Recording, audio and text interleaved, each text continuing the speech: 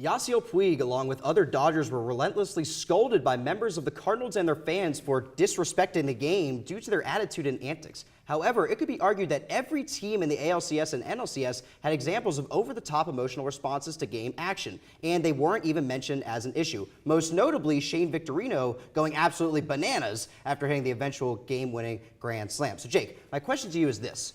What do people mean when they say someone is disrespecting the game or needs to learn how the game is to be played? And do they have a good point? And should players be held more accountable? Well, here's what they mean. Baseball is a game with such extensive tradition. It goes back to before the 1900s, America's pastime. It's a game based on tradition, and part of that tradition is being respectful to everybody involved and not showing anybody up. I take exception to Shane Victorino being a part of that example because when you hit a grand slam that sends your team into the World Series, you're allowed to be excited. We're not going to take excitement out of the game.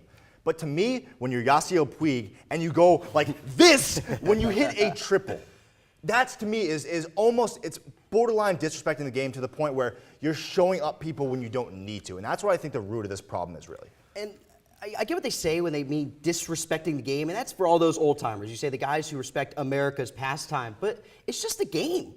I mean, they go out there and they play and they have fun. Yasiel Puig raising your hands up. If you're going to raise your hand up after hitting a shot, it better be way into the parking lot. And doing that is a little disrespectful, but the emotions from Adrian Gonzalez, from all the Dodgers, from players, this is the playoffs. You're working your whole life for this one moment to make it to the World Series. I would be ashamed if you didn't show any emotion. Yeah, no, and that's part of it. There's definitely it's a thin line that you have to draw between excitement and showing somebody up. And there's examples of it on the mound, too, when pitchers make a big strikeout or something like that. Oh, yeah. And they pump their fists and they yell. Like the 6th or 7th inning after a big out. Yeah, exactly. And you're allowed to be excited. But the line gets drawn when you show people up. And I don't think it's really become a conversation until Yasiel Puig started doing this stuff. He's been doing it all year. Yeah, all year. And I think that, I don't know, that's really why the conversation is coming up, is because he has crossed that line that we're talking about. It'll be interesting to see in the future years how Puig keeps his attitude in check. He's going to have to, or else people are going to start getting on him. It's going to be a pretty big issue.